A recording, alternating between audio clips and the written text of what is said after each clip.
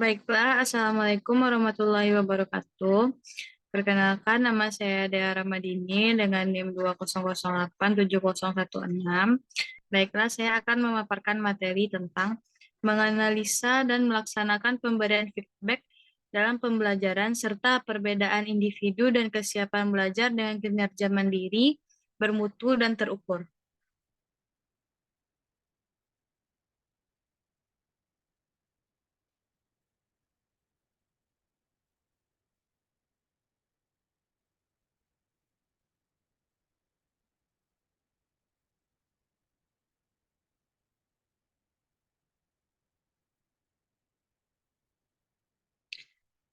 Baiklah, materi pertama itu tentang klasifikasi feedback. Strategi umpan balik langsung didefinisikan sebagai umpan balik yang segera diberikan setelah pembelajaran, memberikan respon, atau menyelesaikan tugas. Sedangkan strategi tidak langsung didefinisikan sebagai lawan dari langsung, yaitu umpan balik yang diberikan beberapa jam, beberapa minggu, atau sekian lama setelah selesainya sebuah tugas atau ulangan. Perbedaan penggunaan umpan balik dengan strategi langsung dan tidak langsung diduga mempengaruhi hasil pembelajaran. Kapan waktu yang tepat penyampaian umpan balik pengaruhnya tidak diketahui secara pasti, tetapi ada interaksi antara waktu penyampaian umpan balik dan hasil belajar. Penggunaan umpan balik strategi langsung mengajukan teori bahwa semakin cepat informasi korektif diberikan, maka semakin besar kemungkinannya akan menghasilkan sebuah retensi dan efisien. Kelebihan umpan balik strategi langsung dibandingkan dengan umpan balik tidak langsung atau tertunda diketahui dari pemerolehan materi informasi, keterampilan prosedural, dan beberapa keterampilan. Selanjutnya, materinya itu fungsi feedback ekstrinsik. Umpan balik ekstrinsik yaitu umpan balik yang berasal dari luar diri sendiri. Fungsi feedback atau umpan balik adalah terciptanya sebuah komunikasi yang baik dari dua arah. Misalnya, di perusahaan, apabila ada umpan balik positif, tentunya akan membuat kualitas karyawan meningkat. Sebaliknya, bila ada umpan balik negatif, tidak tersampaikan dengan baik, akan memberi dampak negatif pula. Selain itu, umpan balik memiliki beberapa fungsi lainnya, yaitu sebagai berikut. 1. Memberikan dorongan siswa untuk berlatih. 2. Memperlihatkan tingkah laku guru yang efektif. 3. Membantu siswa untuk menilai kemampuannya. 4. Memberi dorongan kepada guru untuk melakukan berbagai penilaian dalam aspek pembelajaran pada tingkat kompetensi siswa dalam menguasai pembelajaran. Dengan demikian, umpan balik dapat mendorong kegiatan pembelajaran yang dilakukan siswa dan guru secara efektif. Selanjutnya yaitu feedback program.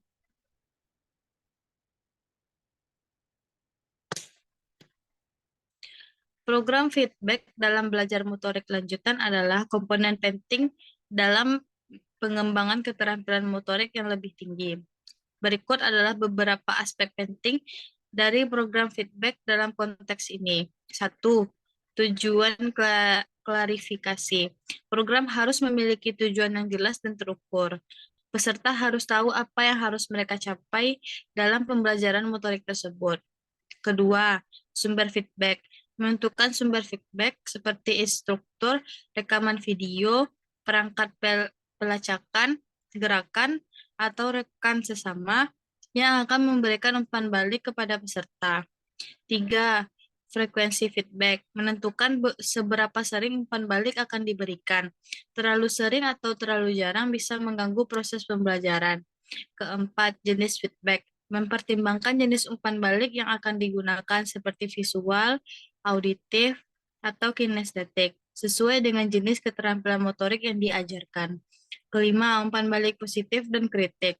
Menyertakan umpan balik positif untuk memotivasi peserta, serta umpan balik kritik yang konstruktif untuk memperbaiki kesalahan.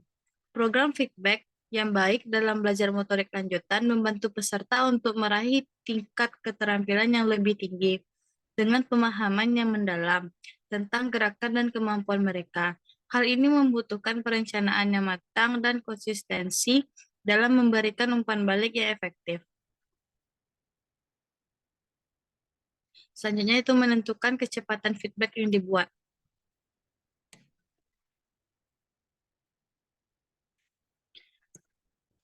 Fast feedback bertujuan untuk mengetahui kesulitan siswa pada materi yang diajarkan dan mempersiapkan siswa untuk menghadapi pembelajaran selanjutnya sehingga mengefektifkan pembelajaran. Metode fast feedback dilakukan dilakukan di kelas selama pembelajaran berlangsung sehingga pekerjaan siswa dapat dikoreksi dengan cepat. Pada umumnya, fast feedback dilakukan dengan memberikan tugas tentang soal konsep dalam bentuk gambar, simulasi atau kata-kata singkat tergantung pada materi yang dibahas. Pelaksanaannya adalah guru memberikan soal, kemudian siswa mengerjakan soal. Guru berkeliling melihat jawaban siswa sambil melakukan wawancara singkat dengan siswa. Guru memberikan feedback, kemudian memberikan soal berikutnya untuk dikerjakan siswa. Metode fast feedback digunakan untuk membantu dan mendukung pembelajaran, yakni memperbaiki konsep siswa yang salah bagian demi bagian, bukan untuk menilai pekerjaan siswa, sehingga pembelajaran selanjutnya menjadi lebih efektif.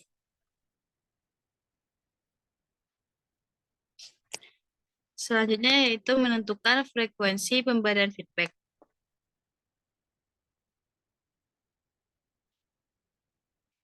Frekuensi umpan balik harus selaras dengan proses penetapan tujuan kita.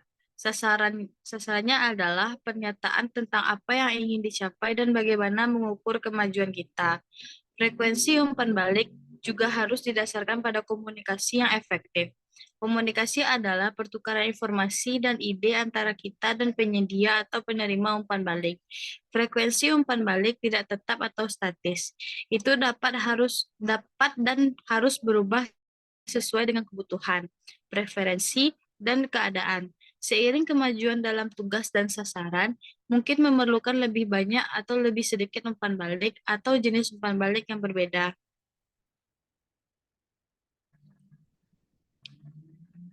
Selanjutnya, perbedaan ability.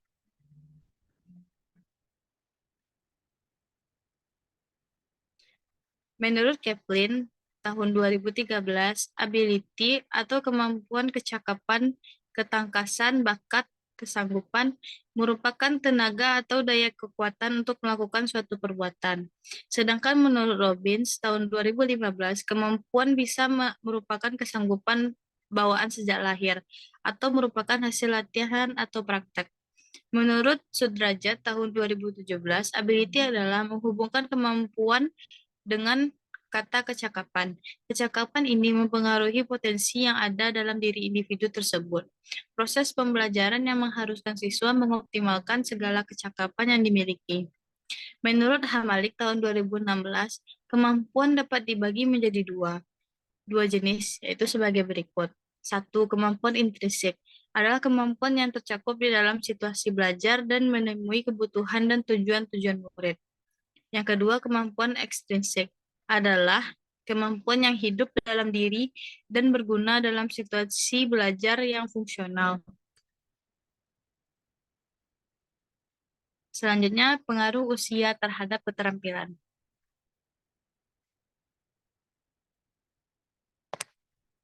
Pengaruh usia terhadap keterampilan anak-anak ketika mencapai tahap usia taman kanak-kanak atau TK, umur 3-6 tahun, terdapat ciri yang sangat berbeda dengan usia bayi. Perbedaannya terletak pada penampilan, proporsi tubuh, berat dan panjang badan, serta keterampilan yang dimiliki. Jika diperhatikan, pada anak usia TK terdapat otot-otot tubuh yang berkembang, sehingga memungkinkan mereka melakukan berbagai jenis keterampilan. Sehingga dengan bertambahnya usia, terdapat perbandingan antara bagian tubuh berubah. Selain itu, letak gravitasi makin berada berada bagian bawah tubuh sehingga keseimbangan ada pada tungkai bagian bawah. Gerakan anak usia TK lebih terkendali dan terorganisasi dengan pola-pola seperti menegakkan tubuh dalam posisi berdiri, tangan dapat terjungkai dengan santai serta mampu melangkah dan dengan menggerakkan tungkai dan kaki. Pola-pola tersebut memungkinkan anak-anak untuk memberikan respon dalam berbagai situasi yang dihadapi. Pada masa ini, keterampilan motorik kasar dan halus sangat sangat pesat perkembangannya, karena pada umumnya anak usia TK sangat aktif. Anak-anak memiliki penguasaan terhadap tubuhnya dan sangat menyukai kegiatan yang dilakukan sendiri, karena otot-otot besar lebih berkembang daripada kontrol terhadap tangan dan kaki, sehingga belum dapat melakukan kegiatan yang rumit.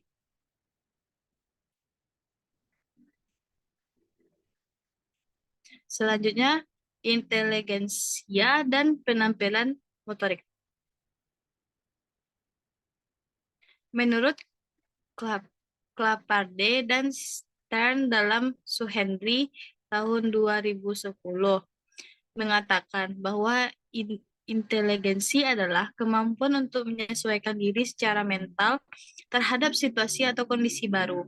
Berdasarkan pengertian di atas, tingkat inteligensi secara umum dapat diartikan sebagai kemampuan untuk berpikir abstrak, kemampuan untuk menangkap materi dalam belajar, dan juga mampu menyesuaikan diri dalam berhubungan dalam situasi baru. Seorang peserta didik akan memiliki kemampuan inteligensi yang baik apabila rajin serta aktif dalam berlatih, sehingga nantinya kemampuan tersebut akan memberikan kontribusi kepada individu agar mampu mempelajari secara cepat dan cermat, kecakapan dasar, dan keterampilan motorik. Rahyubi tahun 2014, ada beberapa hal yang mempengaruhi proses pembelajaran motorik, antara lain faktor individu, lingkungan, peralatan, atau fasilitas, dan pengajar. Faktor individu berkaitan dengan potensi, bakat, kemampuan, dan kemauan seorang pembelajar.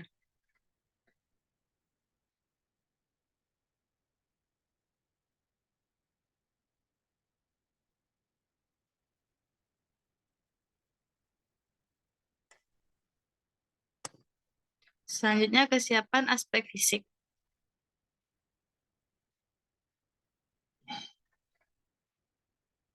Aspek fisik dan motorik adalah segala kemampuan atau perkembangan yang berhubungan dengan tubuh, yaitu seperti tinggi badan, berat badan, dan lingkar kepala yang bisa menjadi indikator kesehatan dan status gizi anak. Keterampilan motorik halus merupakan kemampuan melakukan gerakan dan tugas sehari-hari dengan menggunakan otot dan bagian tubuh untuk mengeksplorasi dan mengekspresikan diri, seperti menggunakan pensil untuk menggambar, menulis, dan mencoret-coret. Kemampuan menggerakkan benda dengan tangan untuk menyusun balok, memotong, melempar, dan menangkap bola, dan lain-lainnya.